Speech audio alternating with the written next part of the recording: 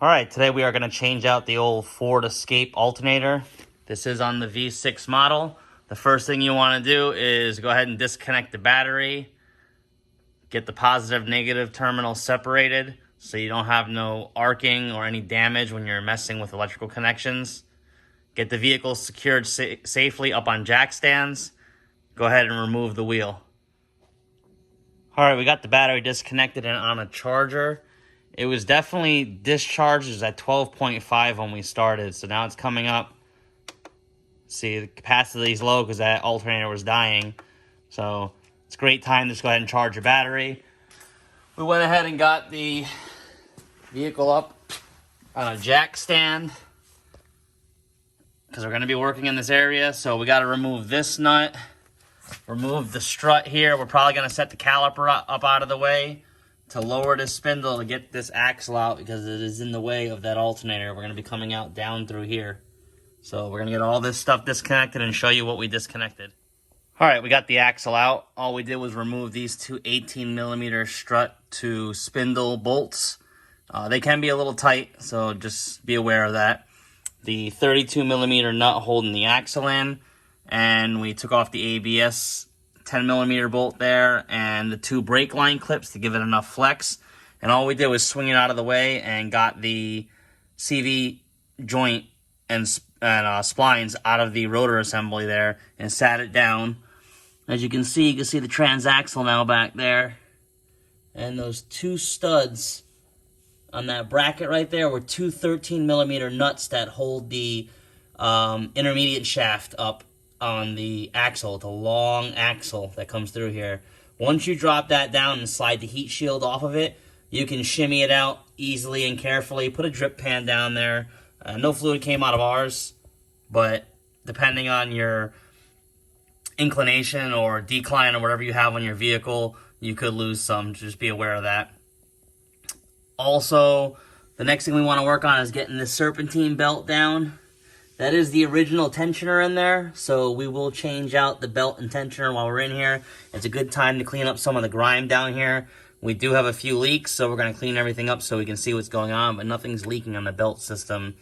That's good. And as you can see, the alternator is pretty dry, so that's good. 300K out of that one. But yeah, now we got to start working on just disassembling the belt assembly and then start getting the bolts and the heat shield off of that alternator. We'll come over and we'll show you the actual CV joint.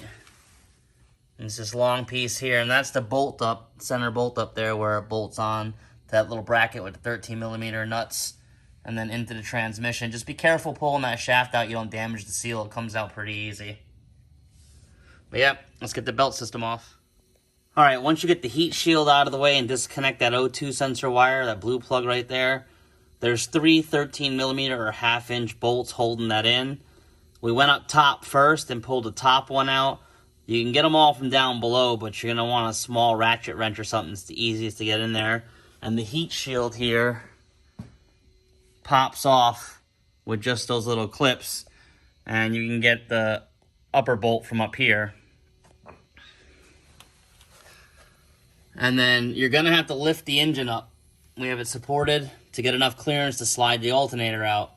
And you'll be able to rotate it in there with the plug on it to get everything off, so it's free now. And then, like we said, we went ahead and disconnected the upper mount there, pulled the bolt out. You got to jack it up pretty decently, and you can clear it and pull it out. All right, we managed to get the alternator in there. Again, you're going to have to fiddle with it a little bit, but it will come out through this area where the axle is. You'll have to raise the engine up just a bit. And as you can see, this huge mess right there is all from the power steering pump. That was the thing that was leaking down there. So we just went ahead and removed it. It's held in with a whole bunch of 10mm nuts. All them studs kind of hold it in. It's real easy since you already have the motor mount disconnected. Just take the whole thing off, the whole bracket, take it all up, and the pump is pretty easy to get to. So we're just going to clean this whole area up, get the pump back together, and make sure this thing don't leak. All right, everybody, we fixed all the light issues. We got everything. No more lights, but we got no turn signals now. And it's not the fuse, It's only when stuff gets wet. We washed the engine and it was raining out, and now we have no blinkers. Alright, we got everything connected back, got the new alternator up in there. Everything's running fine. Went ahead and cleaned everything, replaced that power steering pump up here.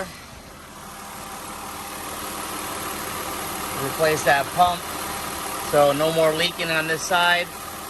So replaced the alternator, turned the battery light off and most of the lights, so we have to test drive it and make sure it goes through all the functions again, all the emission components, and we'll see if this thing will pass emissions and if it's going to be a good vehicle for the next year. Thanks for watching. Please subscribe.